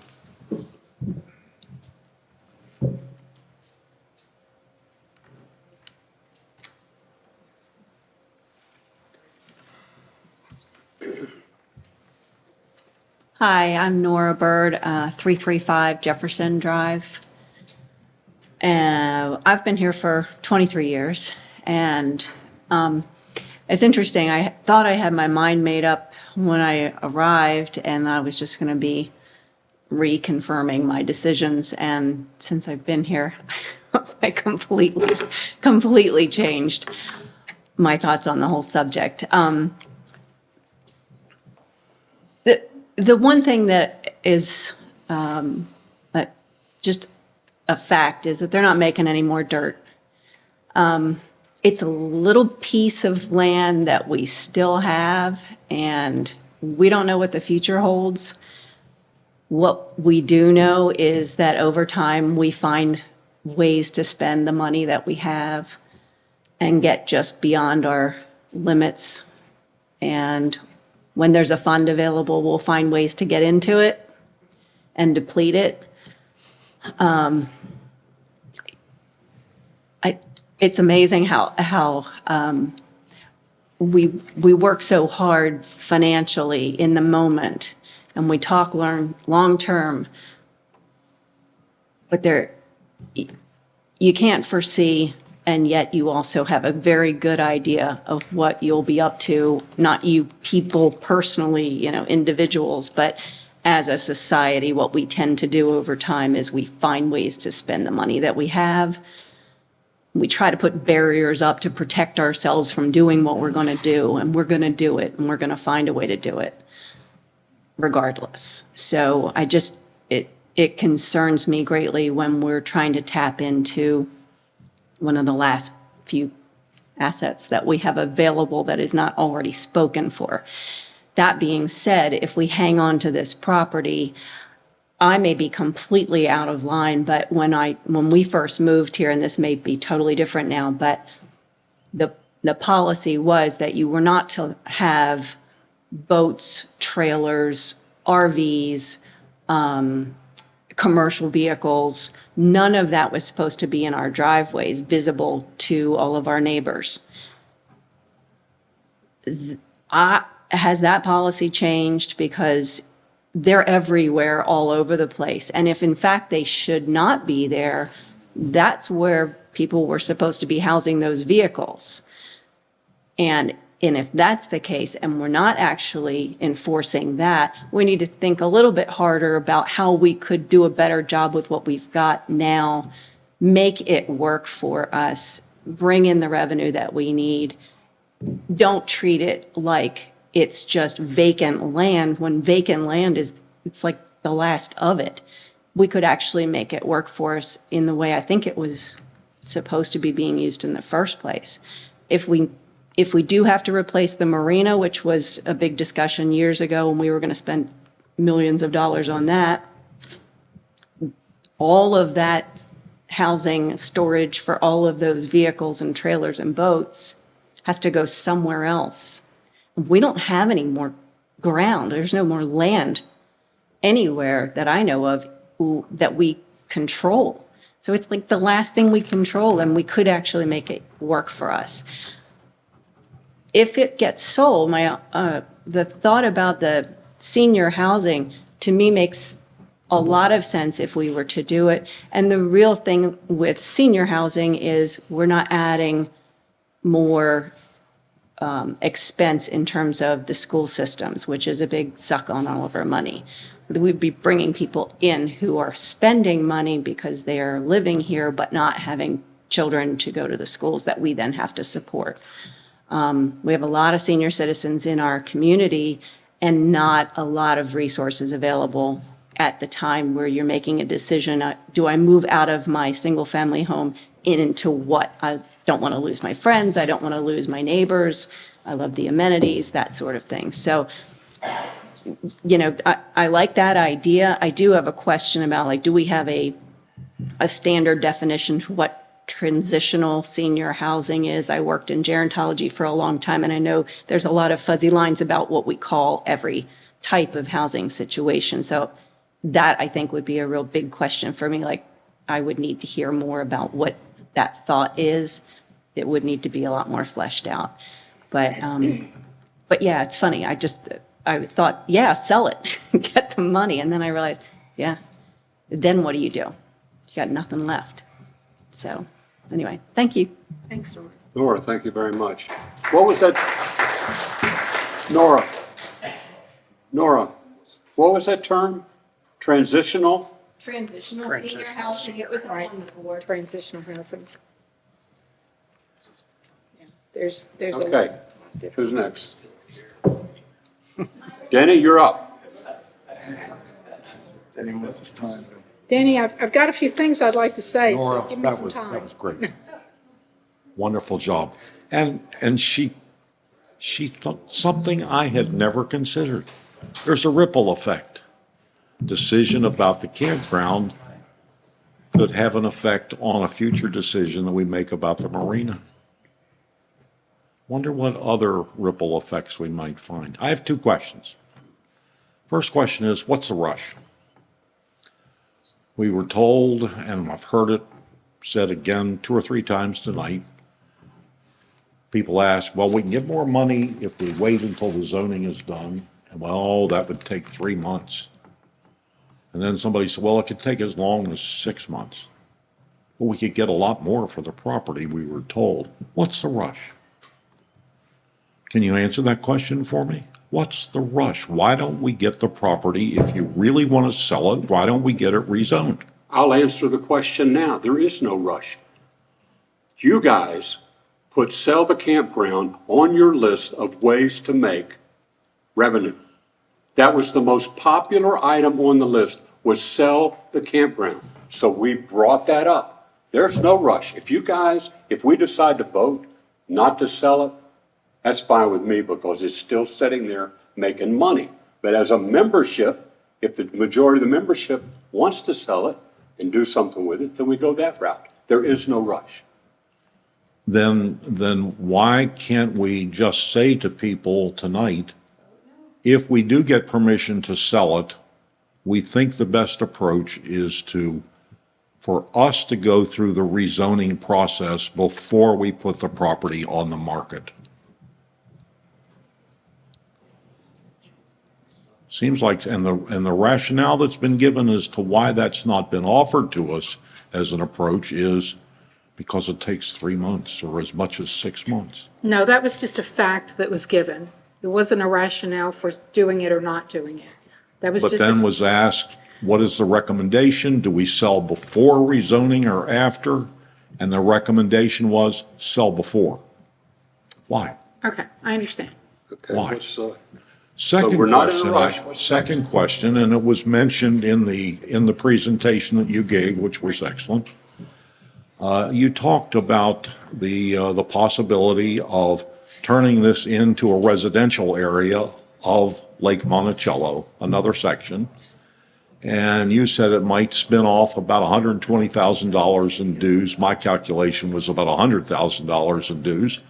That's something that would come in every year. Nobody can interrupt that. That's a good idea. If it's part of Lake Monticello, then everybody living there pays dues just like the rest of us. And you can't sell that. They just will keep paying dues year after year after year forever. And as the dues are lifted with inflation, their dues will go up. That's a good idea. So my question is, we've done this before. It's called the Acres. The Acres was supposed to be an airport. Any of you know about that? It was supposed to be an airport.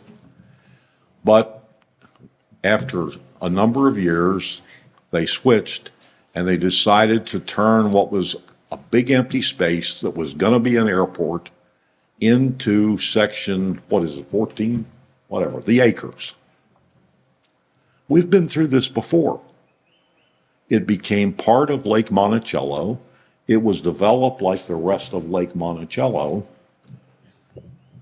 We've done this before. We looked at what the process was when the acres was changed from an open field into a number of residential lots and sold and developed. Has anybody looked into that? I suggest you do, because we've done it before. Let's take advantage of that. That's it. Thank you, Denny. Anybody else? Yes, ma'am. And you just signed up because you were here. Well, my husband was going to send me a whole list, but he couldn't be here. I'm What's your name? Joanne Gherkins. Joanne, Yes, 10 Lewis Court. what was the last name, please? Gherkins, Girkins. Oh, I got it right here. You signed up. Yes, I did. It's present and accounted for. Okay, Joanne, thank you. So my question is, with everything that's been discussed, and I agree. I think everything that has been presented by the people who are asked to do the homework, fantastic. I appreciate hearing all that. I appreciate those who came and gave us insight into the money part of it. That has been bothering my husband and I a lot, just because we do feel the asset of the land is very valuable and probably more valuable than these other things. My problem is, how are we going to be able to communicate all of this to everyone on the lake that's going to be voting? And I don't put that as your fault. It's just, it's a very difficult, to me, it's a huge decision that we're making. And I feel like there's going to be a lot of people just uninformed, unsure, casting votes that maybe they shouldn't because they haven't thought it through. The things that I've read in the paper and whatnot have covered some of this, but not all that we're discussing today. And then I guess next week on the 17th, are you guys going to publish all of this, pros and cons, in a way that people can read it in the paper? I know it's online, but I just don't think people are going there. I don't think they're doing their homework. And that's my fear, is how do we get this out to the people here on the lake that might be casting these votes and may not do it really knowing what exactly they're voting for. Anyways, I don't know that question. I don't know the answer to that. It may not be an answer you can come up with, but if we could think about that, May 22nd to me is coming so fast. And my husband and I pay attention. We read our emails. We go to the website. We do the things that we're asked to do. And yet we still feel like this is coming up too fast, and we're not, necessarily going to be best prepared to answer. So if we feel that way, how many other people are feeling that way as well?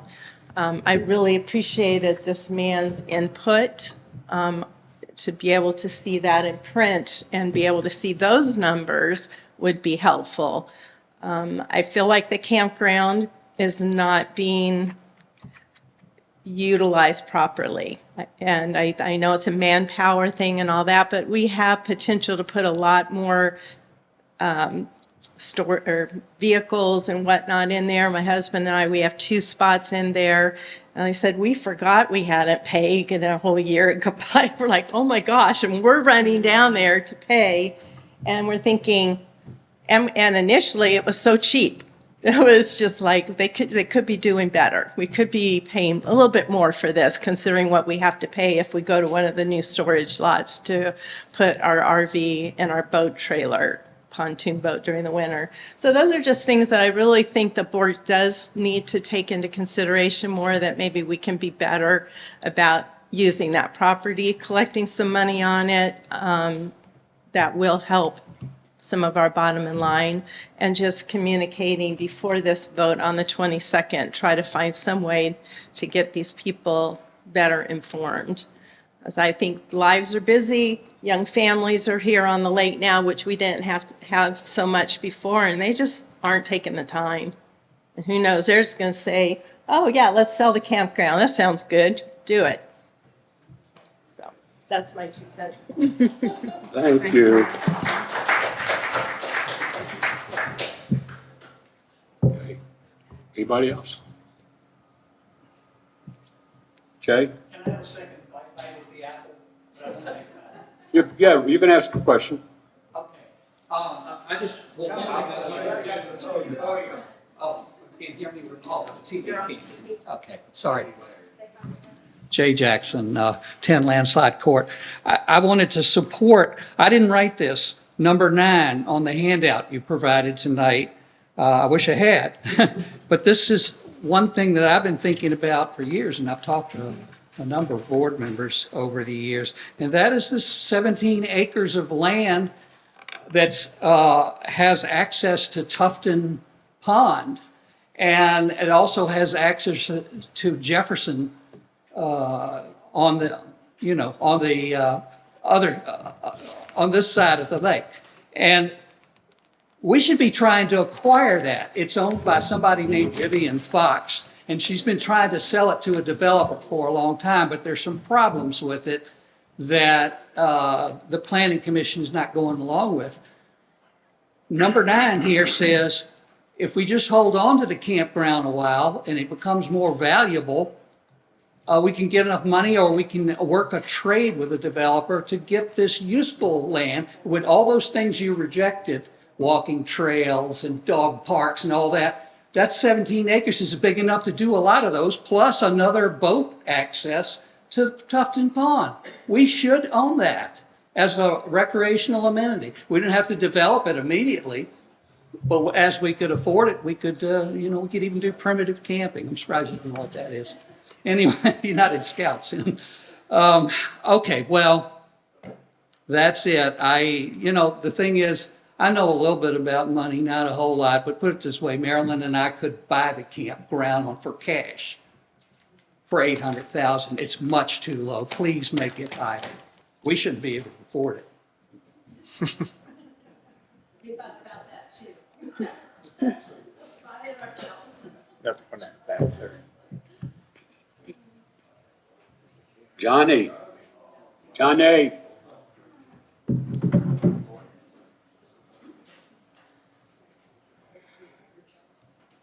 Williamson, 49 Dogleg. It's weird being on this side of the table. Yeah, What a- tell us about it. Yeah, I know. Goodness. A couple quick questions. Deb, how long has the Community Development Committee, A, been in place, and then B, been looking at this issue? Slightly over a year. Okay. I'm going to address, I want to Yeah, speak, and I'm going to and you address need some your of those time, and I comments, appreciate yeah. that. But the thing that not an issue with, but I don't think the decision's been rushed. I do appreciate everyone coming and speaking, and if this is what it takes to get people involved in speaking, I really do appreciate that. It's been over a year, and that presentation really well thought out. I know, did you come with that in an hour? No, it took hours and hours of research and manpower, so I appreciate that. And then, do we have the verbiage on what's going to go on the ballot? That was. Do you mind reading that?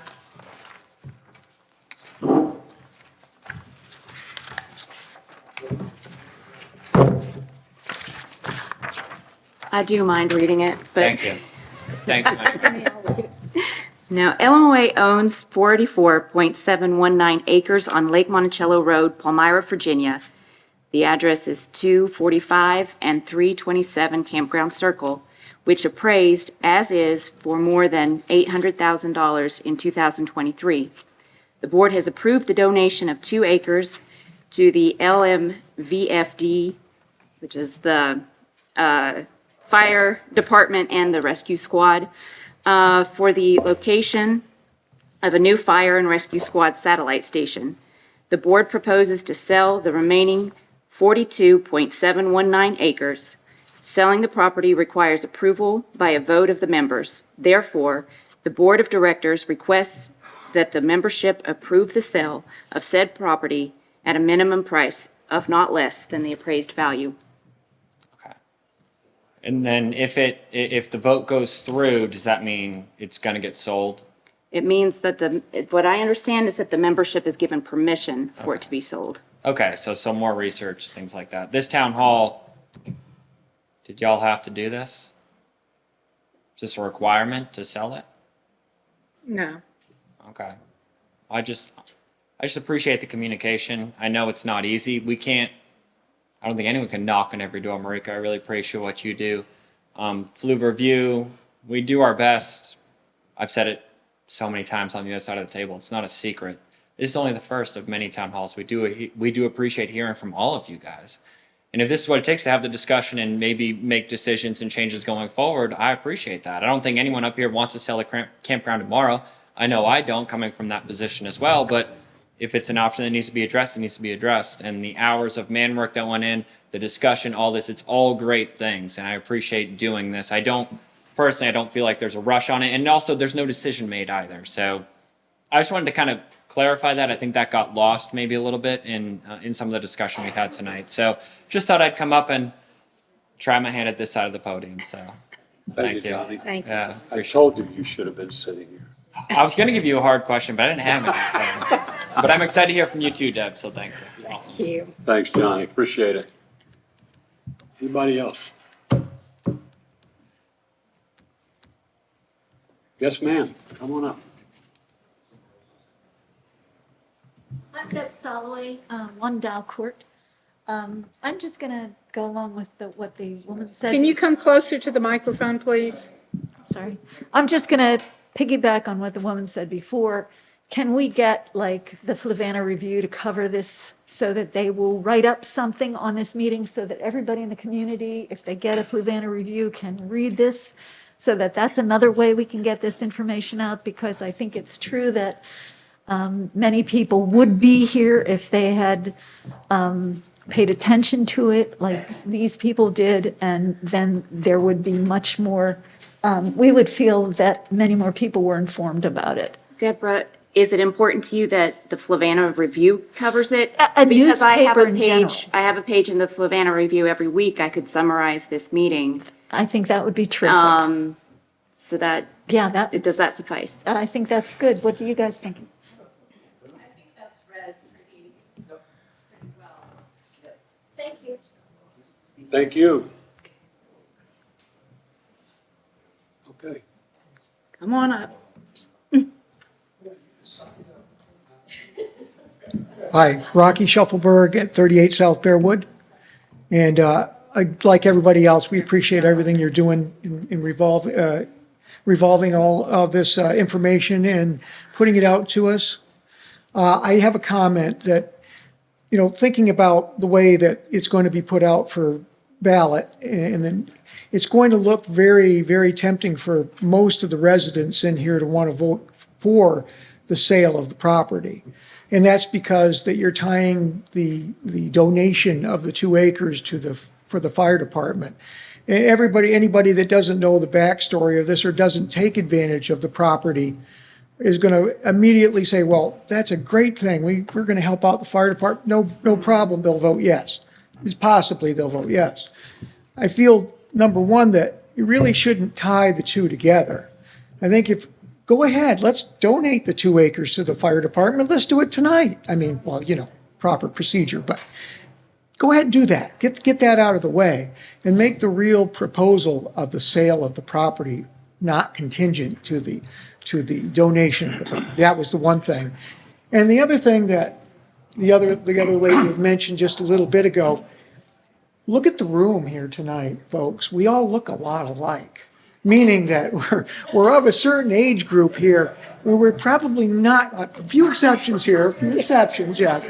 But we probably really don't, we're not the whole picture of this development of Lake Monticello.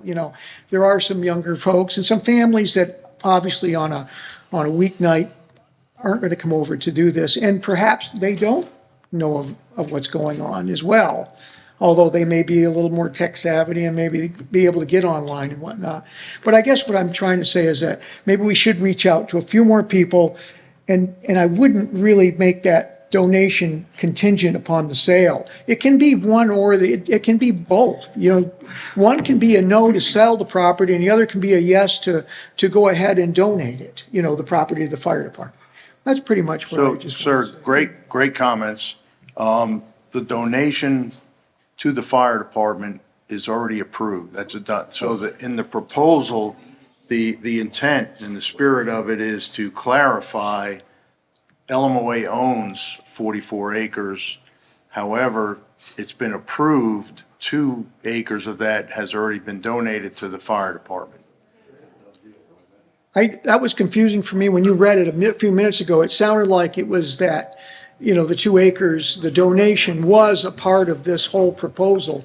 I would recommend that you strike that part of it off there and just make it the sale of the property. Because it almost makes you think that you're going to have to take and to donate this property, you're going to have to sell the other. So that was my. That's a good point. I think that deed has already been recorded. I believe this definitely it's in Then progress. it's already a done deal, and that's wonderful. I Yeah. mean, don't get me wrong, I think that's good use of the property. Yeah, Don't put it on there so that confuses the rest of us, me. that's a really good point from a communication perspective, that you interpreted it one way. Yeah, it sounded like differently you than- right. were voting for both Okay, the all right. donation and the sale. Okay, thank you so much. Sure. That's- Thanks, Thank you, appreciate that.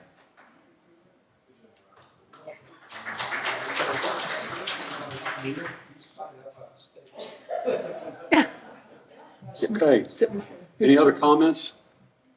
Yeah, I mean, I have some. Okay, Jay. I won't even get up. I just want to say what happened here. It isn't deeded to the fire department yet. But if you sell it to the developer, and the developer follows through. We can't hear it. You're gonna hate me. Nobody's going to hate you. All right, he'll shut up eventually anyway. All right, look, it isn't deeded yet. I checked yesterday. Okay, so yeah, the board's approved to donate it, but it didn't record it in the courthouse. And there's some sense to it because if you sell it and the developer follows through, who knows, maybe they will, and donates it, they'll get a tax break by donating it to the fire department. But if we donate it, we won't get a tax break because we don't pay taxes anyway. That's all I was going to say. To what he said, that's all. So, Tell him where we're at. Let's, no. If I may, I'm tired of at the time the Community Development Committee examined it, the property still was fully owned by Lake Monticello. It is not. The deed has been executed. If the parties have chosen not to record it, the receiving party, if Lake Monticello Volunteer Fire Department and Rescue Squad has chosen not to file it, it doesn't change the fact that Lake Monticello no longer owns it. Once Larry signed that deed, Lake Monticello ceased to own it. So Lake Monticello currently owns 42.719 acres, Okay. not the full amount. and that happened in the last couple of weeks, Yes. 3 weeks. Yeah, that's very current, like 2 weeks ago, something like that. So it's in the process of being recorded, I believe. Okay, so if there are any other questions or comments, I want to thank you all for coming. And the gentleman that said, take a look at the hair color, you're right. What gets me is how did this hair color find out about it when all these young people have this thing in front of their face all day long? They have this at their fingertips all day long. I'm just saying. So we try very hard at communicating. We have the GM's corner. I mean, there's just so many that we have. We have the flu review that she uses. We have our own Facebook page. Not Lake Monticello News, not Lake Monticello Residents. We have our own Facebook page. So there's all kinds of ways to communicate out there. But we're open to suggestions on to make it better. I mean, that's part of transparency, so I'm open to that. So again, thank you all for coming. I'd like to make a comment. Yeah, I'm please. gonna Okay, turn it So over we to can you speak. guys now, so, go ahead. okay, so I can speak now? Yeah, it's up to you. You're Thank gonna you. close it. Does anybody remember the Friday flyer? About 5 of us. So that's been a while back. But that was a piece of paper and it was at all the different gates, all the different entrances and exits.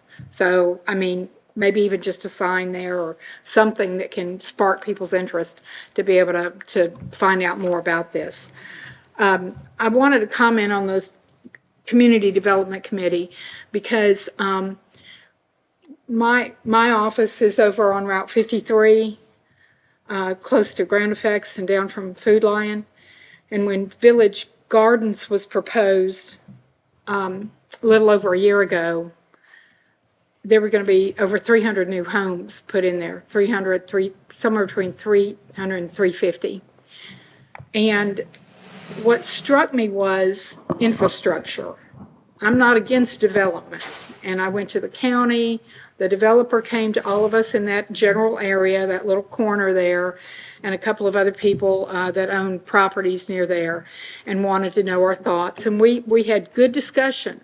But the more I realized how large that was going to be, it was not by right. It was zoned A1. It was all going to have to be rezoned.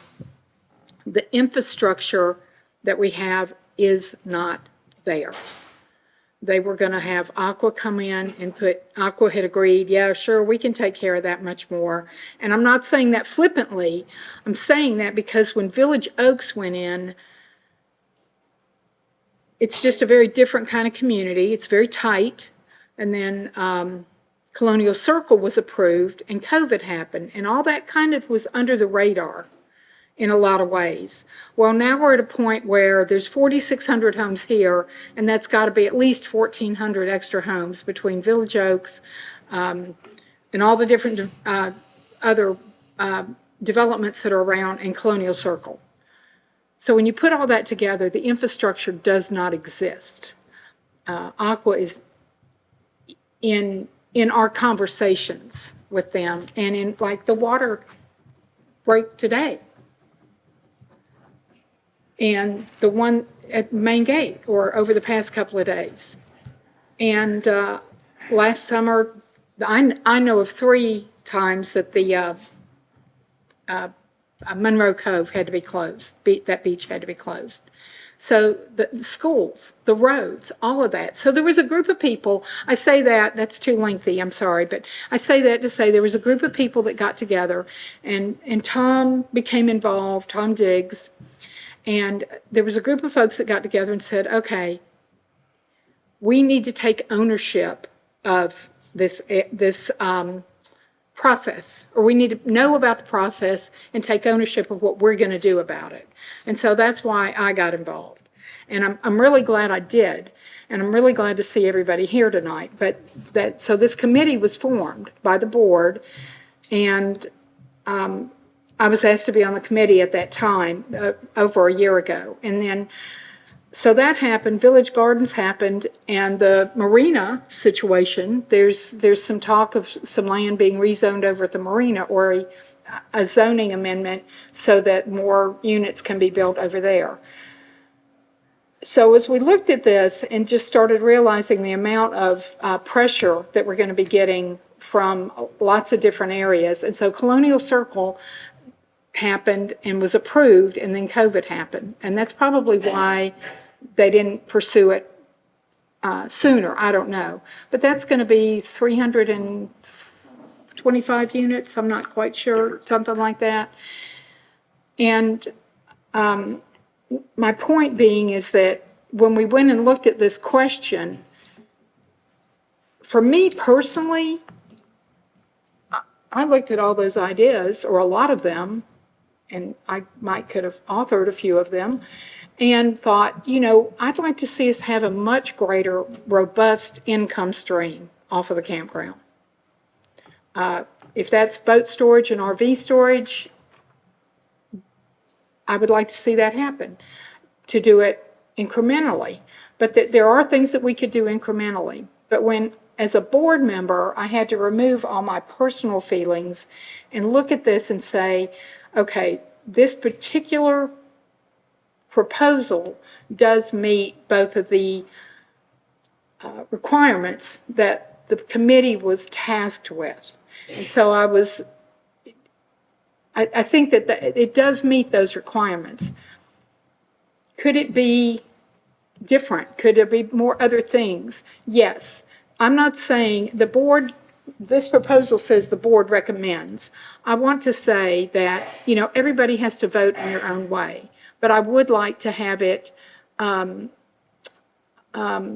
would like to have it communicated better to the entire community. Maybe maybe we can find some more ways to be able to communicate this so that people understand. Because for me, yes, because I'll just say it. I was here when the aqua was sold, when the water company was sold. There was $6 to $7 million, and that money doesn't exist any longer.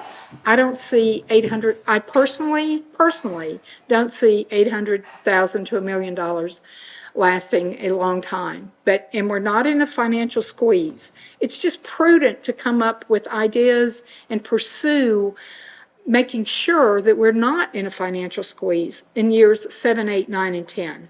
If that's dues increases, it's dues increases. If this goes down in flames, then there's something else that needs to be, there's not a rush, but at least to be pursuing having that asset, as you said, to be more productive.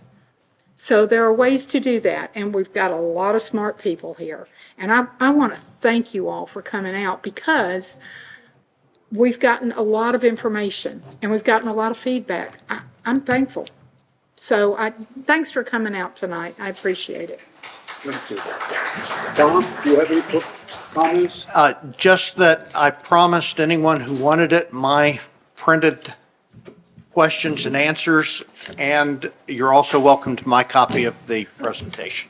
Mike, anything? Nothing new for me. Tom? No, I'd like to thank the broadcast committee for doing their thing again. One last time, May 17th, 6 o'clock here. We have the second town hall for the campground. This time we'll have the finance committee here and be a little bit more about the dollars. So May 17th, 9 o'clock, second town. 6 o'clock. 6 o'clock. 6 o'clock. 6 o'clock, I'm sorry, 6 o'clock. Yes, you should know that there were 57 people on YouTube, which was a record. Yay! Yay. Way to go, broadcast committee.